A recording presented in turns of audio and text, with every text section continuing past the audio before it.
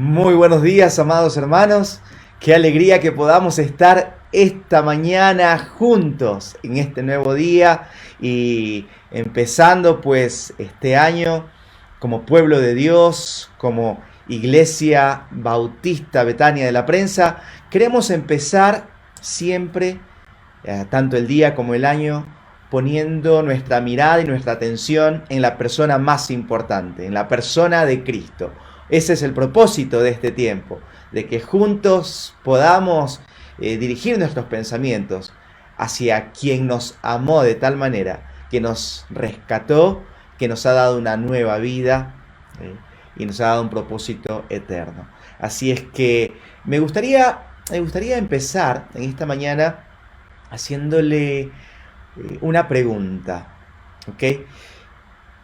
¿Alguna vez usted consideró o pensó qué es lo que me asegura que una persona me ame de verdad? ¿Por qué yo puedo saber que alguien me ama en serio? Me ama verdaderamente. Por ejemplo, los que están casados, ¿no? ¿Por qué usted está seguro que su cónyuge le ama en verdad? O por ahí los que están de novios. ¿Por qué usted está seguro que su pareja le ama de verdad? Por ahí usted dice, bueno, yo no estoy de novio, no estoy casado, pero en su círculo familiar, ¿cómo está seguro de que los miembros de su familia le aman de verdad? O su grupo de amigos, allí los miembros de este círculo de amigos, ¿le aman de verdad? ¿Cómo usted puede estar seguro de que esto es así? Quizás mientras le preguntaba esto, usted pudo responder con facilidad. Vinieron cosas a su mente rápidamente. Y yo estoy seguro que mi esposo me ama porque hace esto, que mi esposa, que mi amigo, que mi novio, etc. Pero quizás para algunos otros habrá sido un poco difícil. A ver, pero ¿será que esta persona realmente me ama? Quizás para algunos la pregunta fue un poco incómoda. Quizás generó ciertos sentimientos de enojo. No, pero si esta persona no me ama, yo no encuentro que esta persona me ame. O quizás sentimientos de tristeza, porque no encuentra una razón que afirme que esa persona le ama. O quizás sentimientos de frustración, no sé. Pero déjeme contarle una historia, porque en realidad las personas son realmente egoístas, ¿no? O mejor, déjeme corregir esta frase. En realidad, las personas somos egoístas. Y sí, tenemos que, como hijos de Dios, como cristianos, luchar contra este sentimiento o esta actitud egoísta propia de nuestra naturaleza, para que no nos domine y que más bien podamos actuar con una actitud altruista, no egoísta. Hay una historia, es una obra de teatro que es dirigida hacia los niños, es una obra de teatro infantil. En esta obra, que les quiero contar, hay un rey, ¿no? Y es un rey muy bueno, un rey muy querido por su pueblo. El pueblo le ama y disfruta servirle con fidelidad. Pero también en esta historia hay un malvado. Está el malvado Truslin. Este Truslin odia al rey de este pueblo y odia al pueblo. Y siente mucha envidia al ver que el pueblo ama a su rey y le sirve con tanta alegría. Entonces, él prepara un hechizo, este malvado Truslin prepara un hechizo para contaminar el corazón del pueblo y que no amen más a su rey, sino que lo amen a él, a Truslin. Y en este hechizo, pues cuando hace este hechizo, el pueblo ya no ama al rey, ya no le sirve, ya no le quiere servir al rey. Y entre ellos ya no hay más amor, no hay armonía, el pueblo se pelean entre ellos, se odian, se discuten. y ahora quieren servirle al malvado Truslin. Y esto obviamente causa tristeza en el corazón del rey que ama tanto a su pueblo. Y mucho dolor al ver que su pueblo, pues, ahora lo que reina es el odio, es el rencor, la envidia, hay muchas peleas. Y, y entonces eh, surge la pregunta, bueno, ¿qué haré? La pregunta allí en el palacio, ¿qué haré por este pueblo? ¿Qué podemos hacer? Parecería que el destino de este pueblo estaba marcado. Iba a terminar de esta manera, un pueblo destruido por el odio, la envidia y sirviendo pues ahora a un malvado. Sin embargo, en este hechizo había una posibilidad de que el hechizo pueda ser destruido, que el hechizo pueda ser roto. ¿Cómo podía ser roto el hechizo? Decía pues que el hechizo podía ser roto solamente si el príncipe, o sea, el hijo del rey, bajaba al pueblo en forma de mendigo. Obviamente iba a ser difícil que la gente del pueblo reconozca a un hediondo y horrible y cochino mendigo como el príncipe, y eso iba a ser complicado, no lo iban a reconocer, pero el hechizo decía que se podía romper si es que el príncipe bajaba en forma de mendigo y por lo menos uno en el pueblo pudiera creer que ese mendigo era en realidad el príncipe, el hijo del rey. Así es que de pronto en el palacio se genera un diálogo iniciado por el príncipe. Y el príncipe, hablando allí con su padre, con el rey, le dice pues que quiere bajar al pueblo para salvarlo y tendría que bajar en forma de mendigo. Y el padre, que ama tanto a su hijo, no quiere que su hijo sufra, no quiere pues que su hijo sea maltratado. Le dice, hijo, si vos bajas en ese pueblo, así como está su corazón contaminado, lleno de odio, de maldad, de envidia, te van a rechazar, no te van a creer, te van a despreciar, incluso te van a maltratar, te van a golpear. Y el hijo medita en las palabras del padre por un instante y entonces insiste, padre, déjame ir. Tú me has enseñado a amar a este pueblo. Tú me has enseñado a amar a este pueblo. Déjame ir. Estoy dispuesto a correr el riesgo de ser quebrantado, rechazado, despreciado. Pero estoy dispuesto a correr el riesgo para salvarlos porque tú me has enseñado a amarlos. Y entonces el rey, el padre, accede. Y cuando el príncipe pues baja al pueblo en forma de mendigo, sucede pues lo que ya se esperaba. La gente se burla, lo critica, se aleja de él, lo rechaza, lo desprecia, incluso lo maltratan, lo golpean. Y pues cuando parecía que toda la historia iba a terminar así, de pronto, el menos esperado, el más insignificante del pueblo, cree en este mendigo, o en el príncipe vestido en forma de mendigo. Cree en el príncipe. Y entonces el hechizo se rompe, y el pueblo es rescatado, y nuevamente vuelve la alegría y la felicidad, y triunfó pues el amor. El amor triunfó. ¿Sabe qué?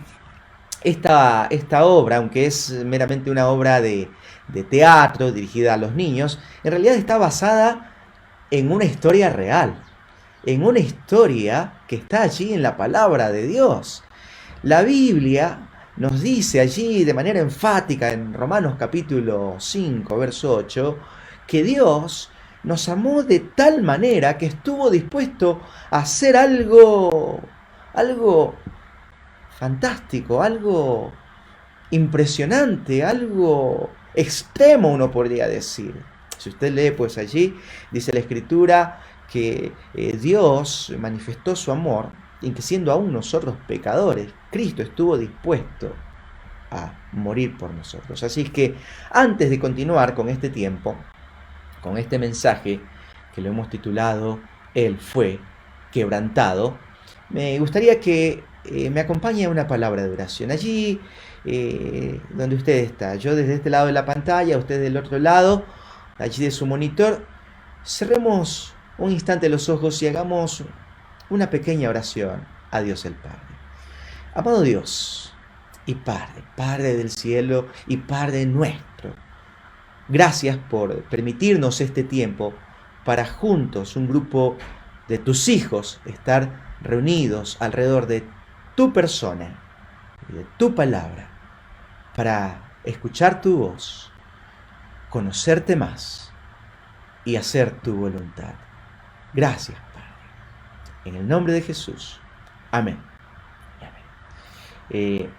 Como les decía, qué importante es que podamos empezar este año centrando nuestra atención en la persona más importante, ¿no? Jesucristo, el Señor, nuestro Salvador. Y Él fue quebrantado. Él fue quebrantado, dice pues la palabra de Dios, que Él fue quebrantado para cargar nuestros pecados. Acompáñenme rápidamente al libro de Filipenses, el capítulo 2. Allí vamos a leer desde el versículo 6, ¿sí? Pero vamos a ir leyendo texto a texto, ¿okay? Versículo a versículo.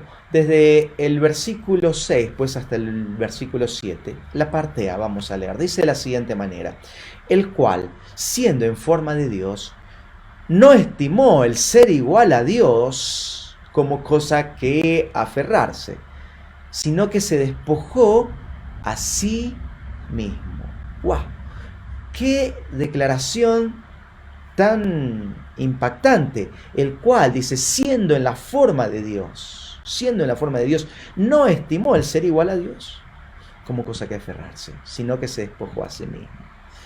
Esta expresión de siendo en la forma de Dios significa que Cristo es igual a Dios, es igual en persona, es igual en naturaleza, es igual en atributos.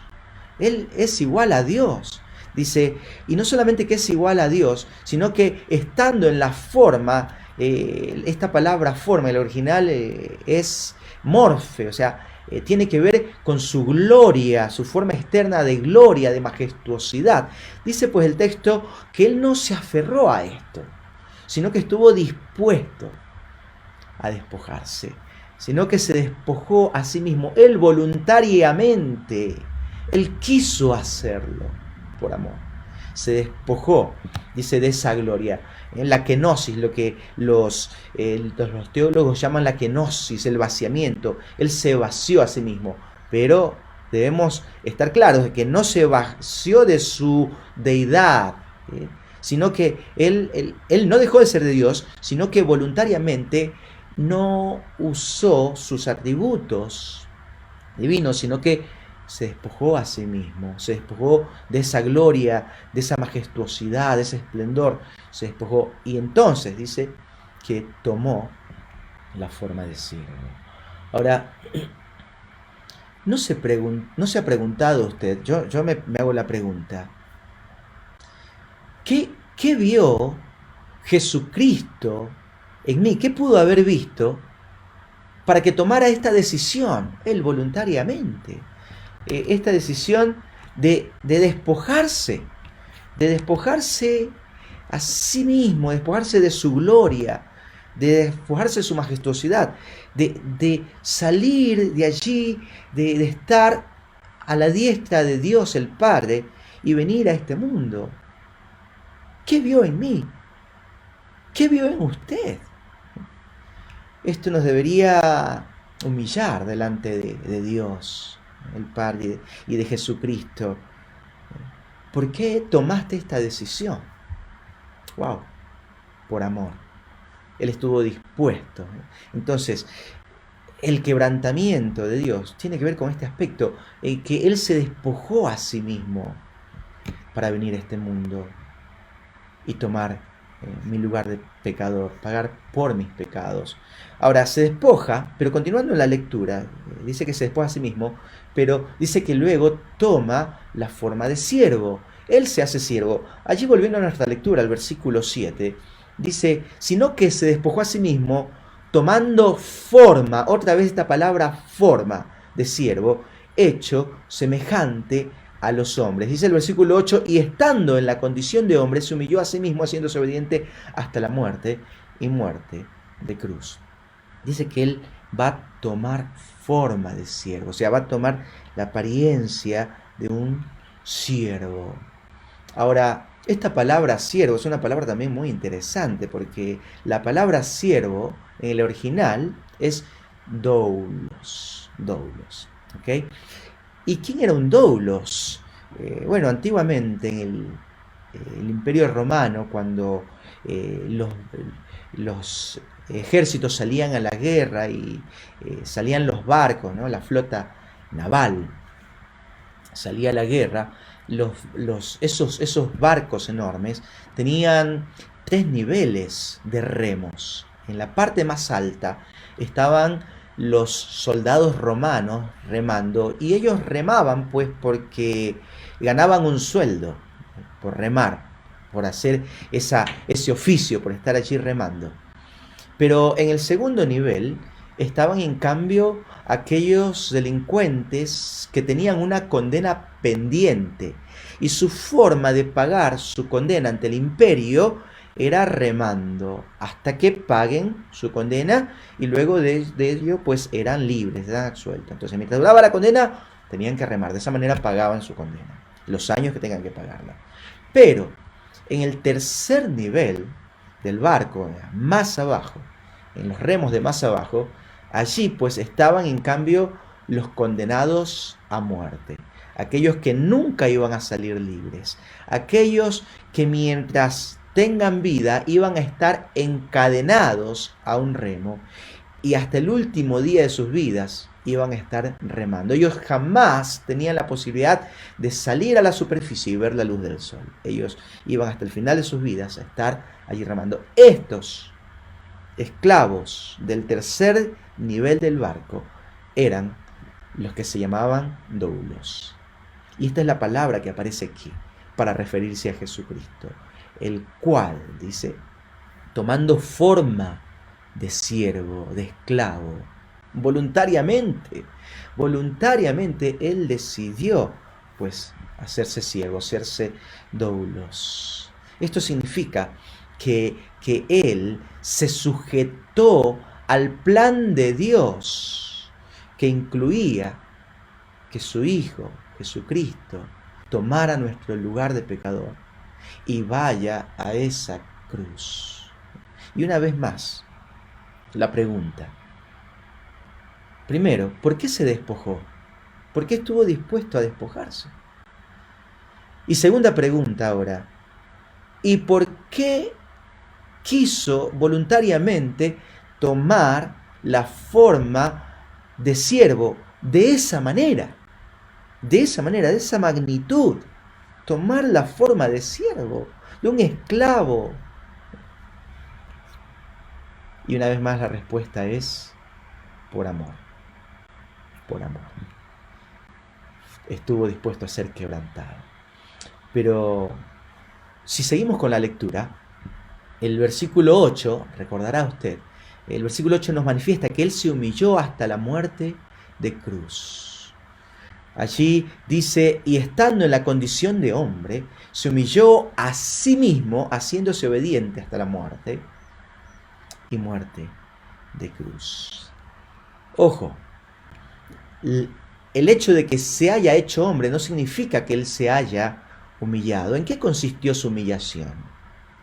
No en hacerse hombre, porque él hizo al hombre y no hizo algo humillante. Él hizo al hombre a su imagen y semejanza, a su imagen y semejanza. Entonces, cuando él se hizo hombre, luego que ya se había hecho hombre, él dice se humilló. Estando en la condición de hombre, se humilló. Entonces, ¿en qué consistió su humillación? Dice, haciéndose obediente hasta la muerte. Hasta la muerte y muerte de cruz. La muerte de cruz era un estilo pagano, una forma pagana de darle muerte al más terrible, pues, de los criminales. Y en esto consistió su humillación. En que Él, el Hijo de Dios, el príncipe, el creador y sustentador del universo, se dejó tocar por la muerte y la muerte de cruz. Siendo que la muerte es la paga por el pecado y Él nunca había pecado, la muerte no tenía ningún derecho, ninguna potestad sobre Él, no podía tocarlo. Sin embargo, va a tomar tus pecados y los míos, y los de toda la humanidad, y se va a dejar tocar por la muerte. En eso consistió su humillación. Así es que Jesucristo, el Hijo de Dios, el Rey de Reyes, Señor de Señores, el soberano y eterno, fue quebrantado. Y en su quebrantamiento estaba contemplado que Él se despojara a sí mismo, tomara forma de siervo y se humillara hasta la muerte y muerte de cruz. Pero el texto continúa y allí desde el versículo 9 hasta el versículo 11 nos va a hablar de que Él va a resucitar y va a ser exaltado. Y esta es una maravillosa noticia que infunde gozo, alegría, ánimo, esperanza a nosotros los cristianos, a los hijos de Dios. Pues dice el versículo 9 de la siguiente manera: por lo cual Dios también lo exaltó hasta lo sumo y le dio un nombre que es sobre todo nombre. Y el versículo 10: para que en el nombre de Jesús se doble toda rodilla de los que están en los cielos y en la tierra y debajo de la tierra, y toda lengua confiese que Jesucristo es el Señor, para gloria de Dios Padre. Así que, amado hermano, Cristo voluntariamente se despojó a sí mismo de su gloria. Voluntariamente tomó forma de siervo. Voluntariamente se humilló hasta la muerte y muerte de cruz. Sí, Él fue quebrantado. Pero también, por ese quebrantamiento, Él fue resucitado y exaltado. Él no quedó allí en esa tumba. Él no quedó allí en esa cruz. El Padre lo resucitó. El triunfo de la cruz. Él fue resucitado, Él fue levantado entre los muertos. Y hoy reina y vive para siempre. Y sí, sentado a la diestra de Dios, Él sigue ofreciendo el perdón de pecados a todos aquellos que quieran recibirlo. Así es que en esta mañana es un buen momento para pensar si Jesucristo fue quebrantado por mis pecados, murió y resucitó. Yo, indigno pecador, que no merecía ese amor, no merecía ese sacrificio, no merecía esa salvación tan grande, ¿qué estoy haciendo? ¿Qué estoy haciendo con esta vida? Siendo de que he sido rescatado de la condenación eterna, he sido perdonado, he sido limpiado, he sido salvado. ¿Qué estoy haciendo con esta vida? ¿Qué voy a hacer en este 2021? ¿Cómo voy a vivir mi vida? Yo que me hago llamar hijo de Dios, yo que me hago decir que soy cristiano, ¿cómo voy a vivir el 2021? ¿Qué desafíos espirituales estoy incluyendo en mi planificación para este nuevo año? ¿Qué nuevos retos me estoy poniendo para Dios, para su gloria, para el reino? ¿O acaso estoy pretendiendo vivir este año netamente para mí, solo para mí? Para mis intereses personales y egoístas. Porque como le decía al inicio, sí, somos realmente egoístas. Pero Cristo vino para hacernos nuevas criaturas. Así que continuando con nuestro estudio, Él fue quebrantado, sí, para llevar nuestros pecados. También Él fue quebrantado para levantarse como nuestro Salvador.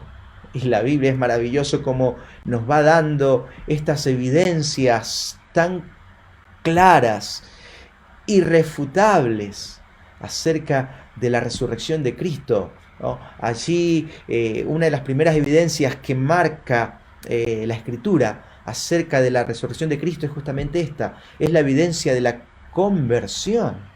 Miren lo que dice el apóstol Pablo allí en su primera carta a los Corintios, en el capítulo 15.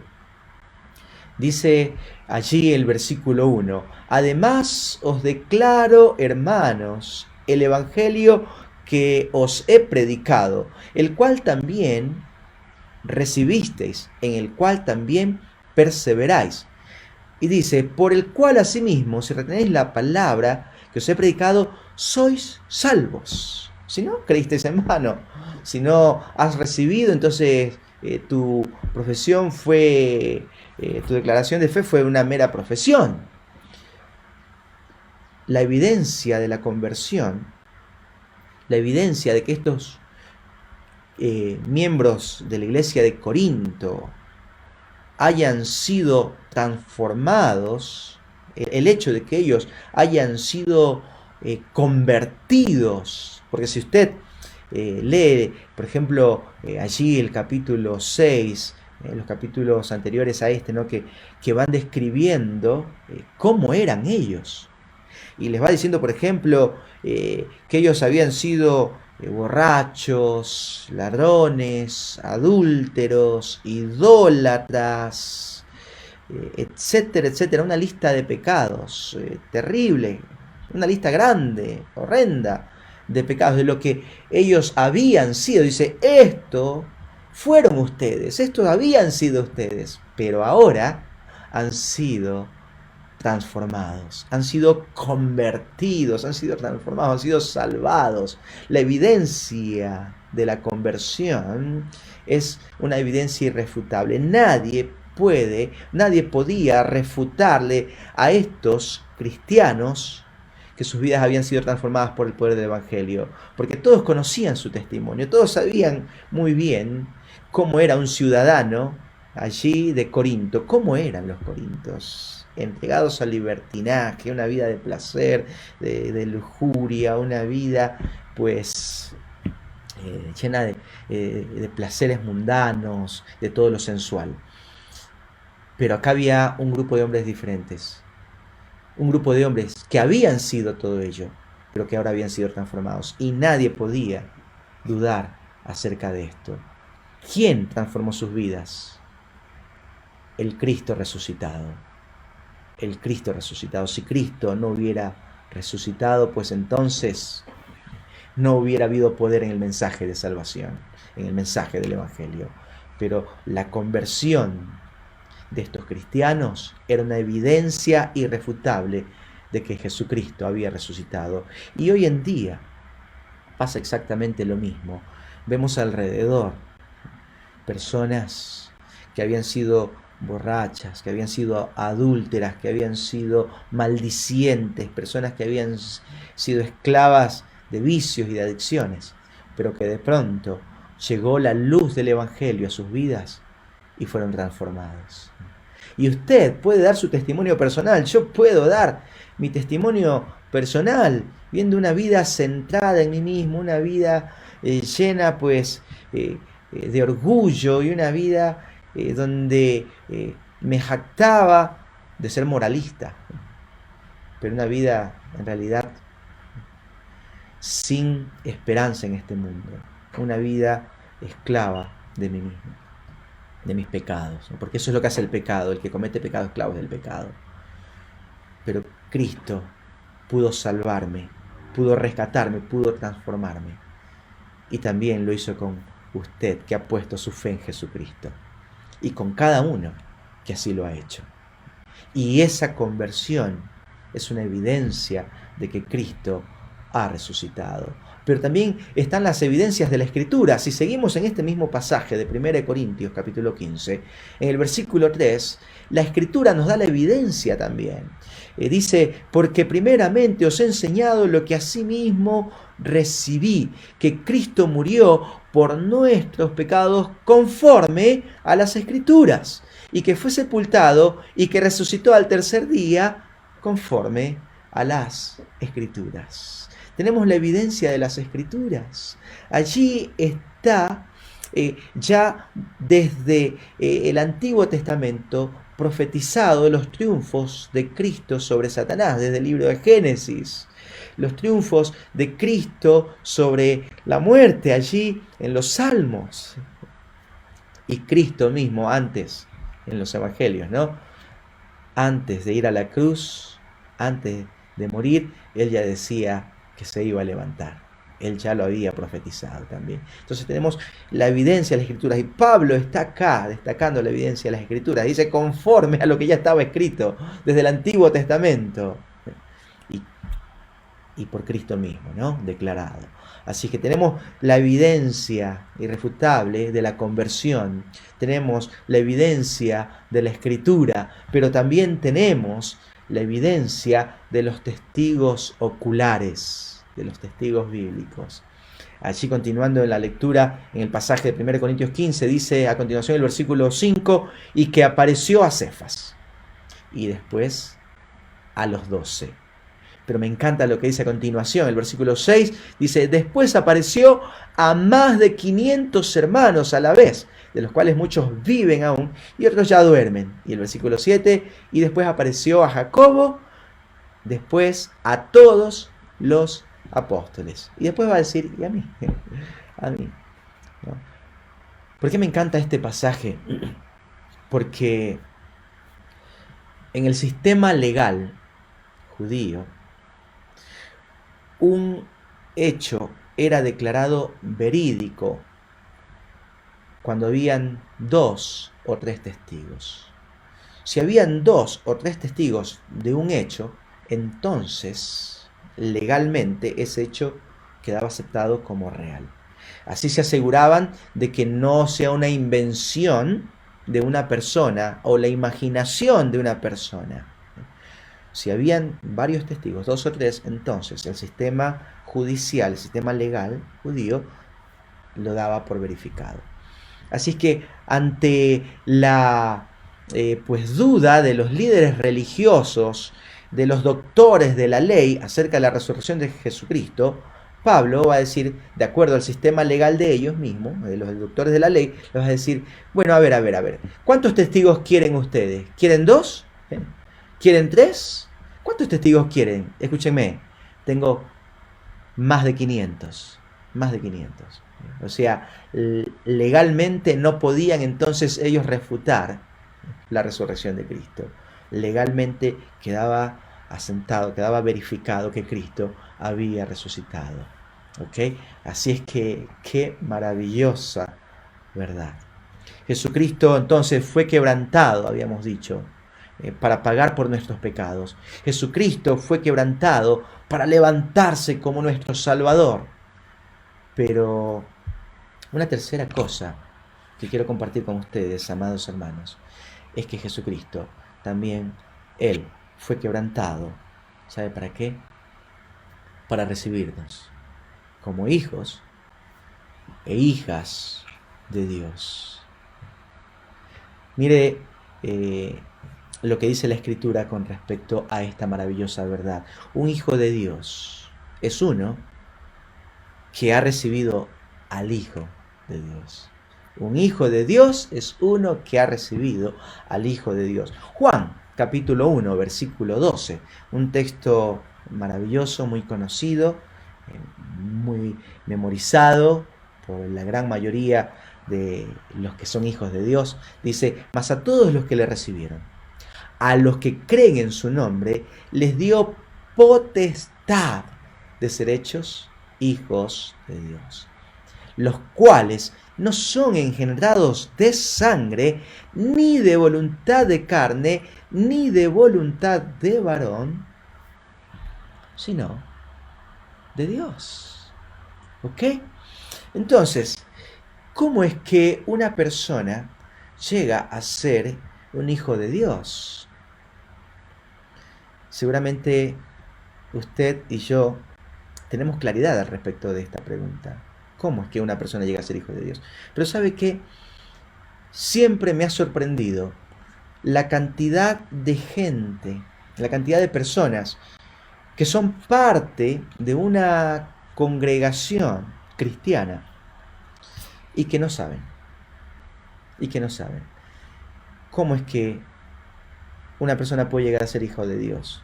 Y eso pues crea la duda, ¿será de que esta persona que es parte de esta congregación es hija de Dios?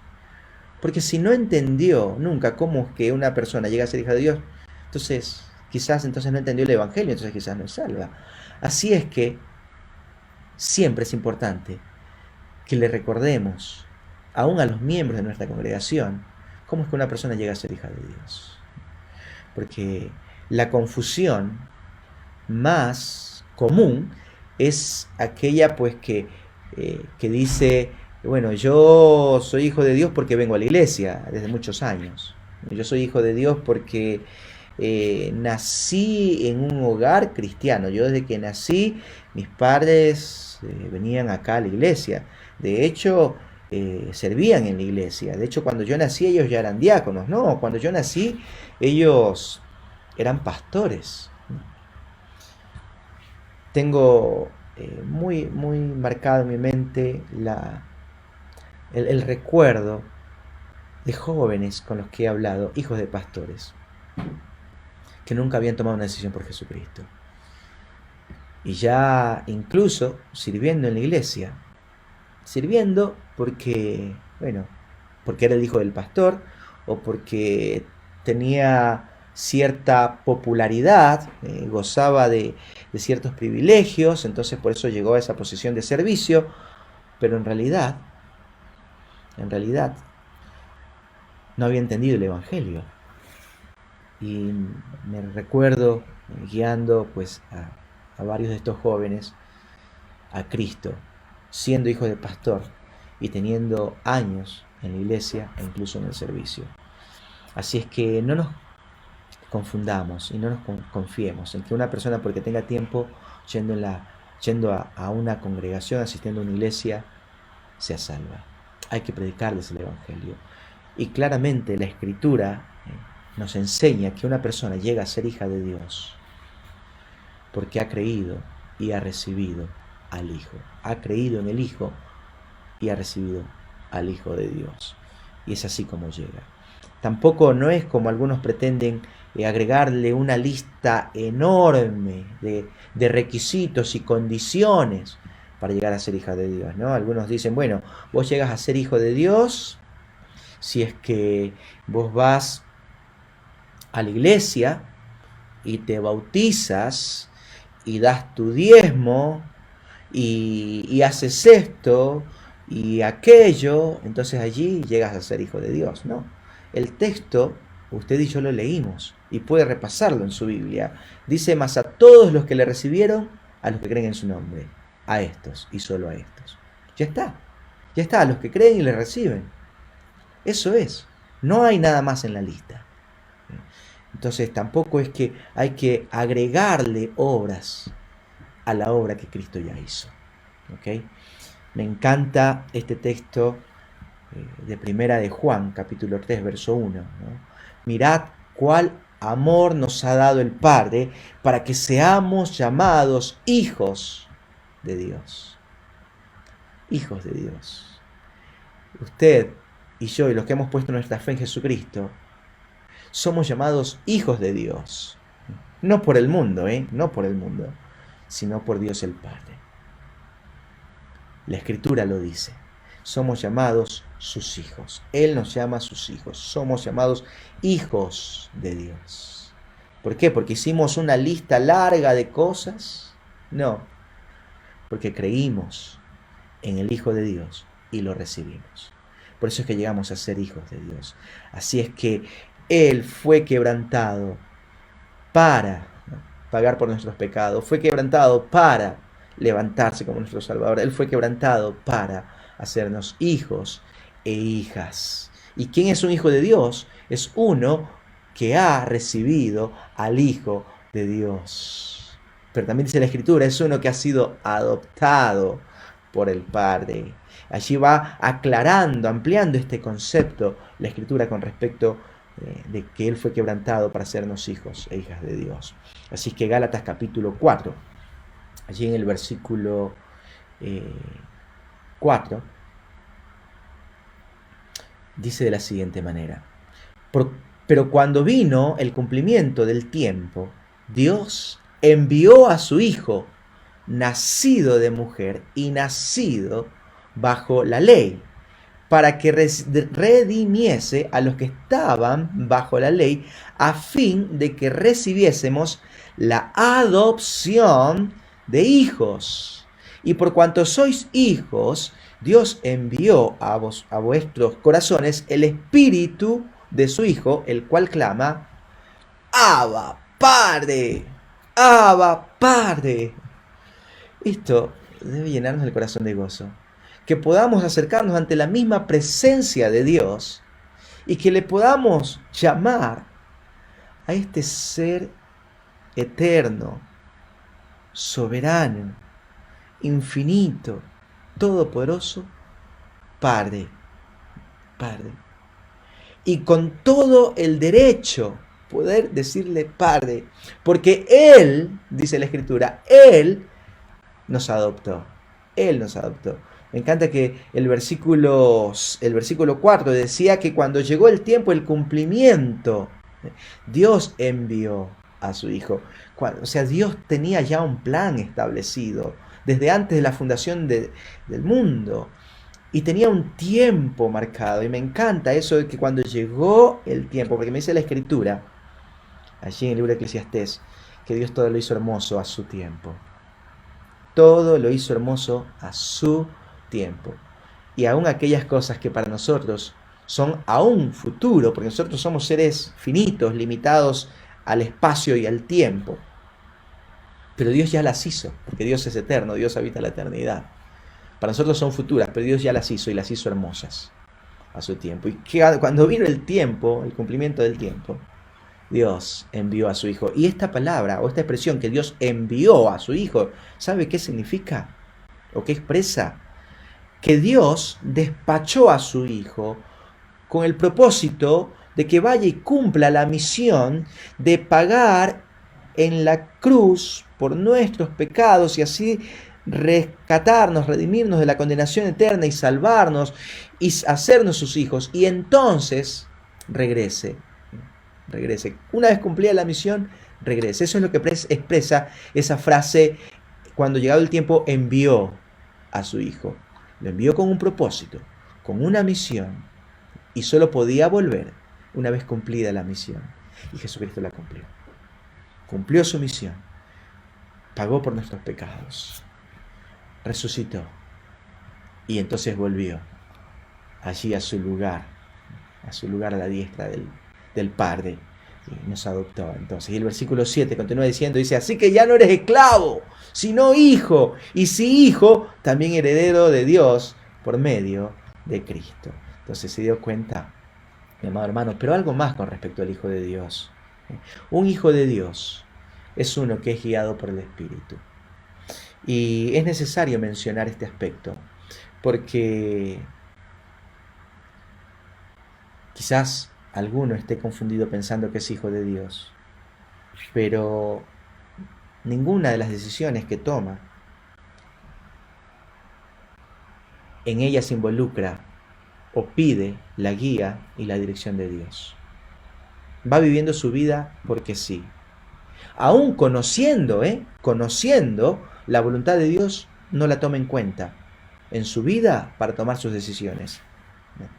Por eso un esposo traiciona a su esposa, vive una vida adúltera, vive una vida desordenada. Un hombre por ahí vive una vida de delincuencia, una vida de adicciones, una vida de mentiras, de engaños, de hipocresía, aún conociendo la voluntad de Dios, porque quizás no es hijo. Un hijo de Dios es uno que es guiado por el Espíritu de Dios. ¿Ok?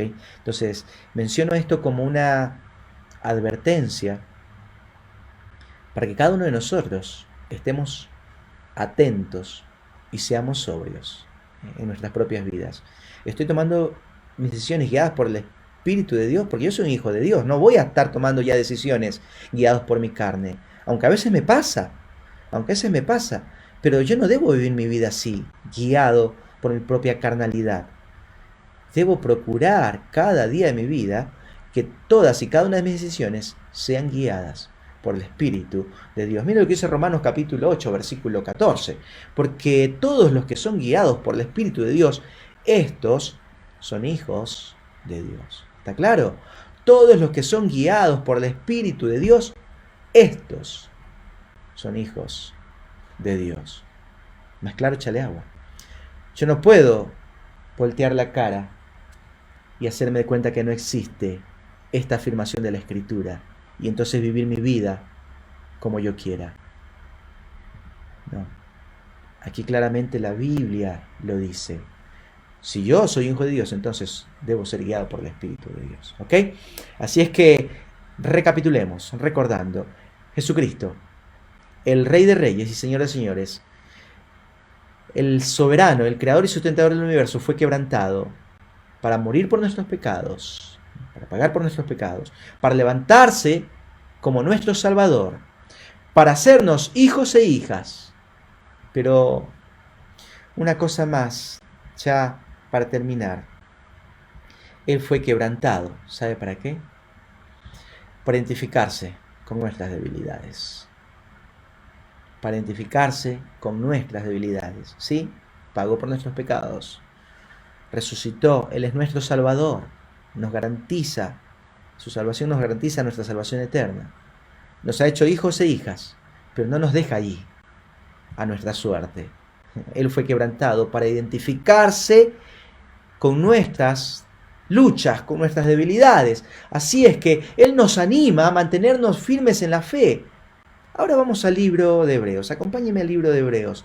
Allí en el capítulo 4, el versículo 14, dice de la siguiente manera: Por tanto, teniendo un gran sumo sacerdote que traspasó los cielos, Jesús, el Hijo de Dios, retengamos nuestra profesión. Él sabe que nosotros somos carne, que somos débiles y que tenemos luchas. Pero Él nos anima a que en medio de nuestras luchas permanezcamos firmes en la fe.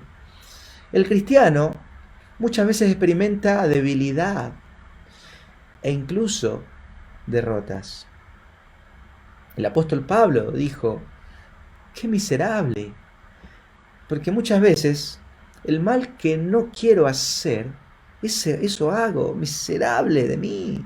¿Quién me librará de este cuerpo de muerte? Y entonces mira al cielo y ve a Cristo. Y por eso dice: más gracias doy a Dios por Jesucristo. Porque por Él sí voy a ser librado de este cuerpo de muerte y puedo tener victoria. Así es que en medio de nuestras luchas que experimentamos día a día, aunque ya somos salvos, aunque ya somos hijos de Dios, Él nos anima en medio de nuestras flaquezas y debilidades a que sigamos firmes. Jesús, dice el Hijo de Dios, dice: retengamos nuestra profesión, mantengámonos firmes en la fe. Entonces Él fue quebrantado también para identificarse con nuestras debilidades, para identificarse con nuestras luchas, porque Él se hizo hombre. Él se hizo hombre y conoce entonces nuestras debilidades. Así que Él nos anima a fortalecer nuestra vida en santidad. Mire, dice el versículo 15 a continuación, dice: porque no tenemos un sumo sacerdote que no pueda compadecerse de nuestras debilidades, sino uno que fue tentado en todo según nuestra semejanza, pero sin pecado. ¿Se da cuenta? Acá está la razón. Él nos anima a fortalecernos en una vida de santidad, porque Él también fue hecho hombre y experimentó lo que como hombres experimentamos la tristeza, el dolor, la humillación. Él lo experimentó. Pero ¿sabe qué? En medio de todo eso, Él no cometió pecado. Él se mantuvo sin pecado. Y nos anima a nosotros a fortalecer nuestra vida de santidad, a no usar nuestras debilidades como un pretexto, al no usar nuestra condición de hombres mortales como una licencia para permitirnos pecados. No, al contrario, nos anima a fortalecer nuestra vida de santidad. Y Él nos comprende y nos entiende, y Él sabe que sí podemos. Él sabe que sí podemos, porque Él también se hizo hombre.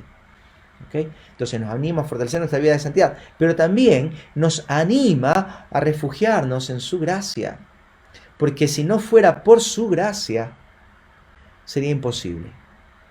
Una vez que fracasaríamos, entonces ya no habría más esperanza, pero Él nos anima a correr a su gracia, a fortalecernos, a refugiarnos, a ir hacia su gracia. Mire, el versículo 16 a continuación dice de la siguiente manera: acerquémonos pues confiadamente al trono de la gracia para alcanzar misericordia y hallar gracia para el oportuno socorro.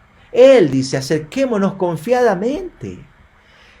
Somos sus hijos y como hijos de Dios tenemos acceso al Padre, tenemos una relación que no va a terminar nunca, una relación filial, no va a terminar nunca esa relación filial con el Padre. Puede ser que se estorbe la relación por el pecado con el Padre, puede ser, pero no se va a terminar esa relación, tal como la historia del hijo pródigo, ¿se acuerda? El padre no dejó de ser padre cuando el hijo se fue a vivir una vida despilfarradora, una vida de pecado, una vida inmoral. No dejó de ser padre. Y el hijo pródigo no dejó de ser hijo. Siguió siendo hijo aun cuando estaba despilfarrando todo con prostitutas, con borrachos. Siguió siendo hijo. Y cuando el hijo estuvo dispuesto a ir al padre allí arrepentido, el padre estuvo dispuesto pues a recibirlo al hijo con los brazos abiertos. De hecho, esta historia es tan conmovedora, esta parábola del hijo pródigo. Me hace recordar la letra también de una canción que está basada en esta parábola, ¿no? Que habla de que Dios, el Dios eterno y poderoso, nuestro Padre amantísimo, que es Jehová de los ejércitos, jamás ha conocido derrota y jamás ha retrocedido y jamás ha corrido ante un adversario, ante un enemigo. Todos sus enemigos tiemblan y huyen delante de él. Él jamás corrió de un enemigo. Y esta canción habla, pero una vez lo vi correr. Una vez lo vi correr. Cuando hacia mí corrió y me abrazó y me besó y me limpió y me vistió con vestiduras reales. Una vez lo vi correr, sí, pero fue cuando corrió hacia mí para recibirme en sus brazos de amor. Él siempre va a tomar la iniciativa. No es por nosotros, no es por nuestros méritos. Es por su amor, gracia y misericordia. ¿Ok? Así que, mis amados hermanos, recuerde, Él fue quebrantado. Sí, Él fue quebrantado para pagar por nuestros pecados. Él fue quebrantado para levantarse como nuestro Salvador. Él fue quebrantado para hacernos hijos e hijas. Y Él fue quebrantado para identificarse con nuestras luchas y animarnos a permanecer en la fe, a permanecer en santidad, para animarnos a refugiarnos en su gracia. Que este 2021 pues tengamos presente constantemente esta maravillosa verdad y que corramos cada día de nuestra vida hacia sus tiernos brazos de amor, a refugiarnos en Él en medio de nuestras luchas, en medio de nuestras flaquezas, en medio de nuestras debilidades, y a buscar vivir vidas dependientes de Él, porque para esto Él fue quebrantado. ¿Qué le parece si cerramos los ojos y oramos al Señor? Amado Dios y buen Padre, gracias por este tiempo lindo que nos regalaste aquí juntos a través de este medio con tu pueblo, para ver en tu palabra las razones por las cuales tú fuiste quebrantado, Señor. Y hoy nos gozamos y te alabamos y te agradecemos porque estuviste dispuesto a hacerlo por amor. Un amor que no merecíamos ni mereceremos jamás. Gracias, Padre. Y que este nuevo año, 2021, podamos vivir como es digno del Evangelio al cual tú nos has llamado. En el nombre de Cristo Jesús. Amén y amén. Muchas gracias, mis amados hermanos. Ha sido un lindo tiempo compartiendo con ustedes. Recuerden, los que se inscribieron para el curso de bautismo, a las 10 de la mañana van a estar allí conectados para ya ir preparándose en las clases bautismales y así dentro de un poco tiempo, si Dios lo permite, poder bajar a las aguas en un paso de obediencia. ¿Ok? Y también recuerden, los jóvenes, hoy a las 3 de la tarde, el grupo de Jóvenes Sin Cadenas va a estar reunido allí para también celebrar su primera reunión presencial en la congregación. Y va a ser un tiempo lindo, maravilloso, que el grupo de jóvenes se está preparando. Así que te esperamos, te invitamos. Y mañana, recuerda, 2 cultos. ¿Ok? 2 cultos vamos a tener. El primero, pues, de 8:30 a 10, ¿no? Y el siguiente de 10:30 a 12. Espero estar diciendo bien los horarios.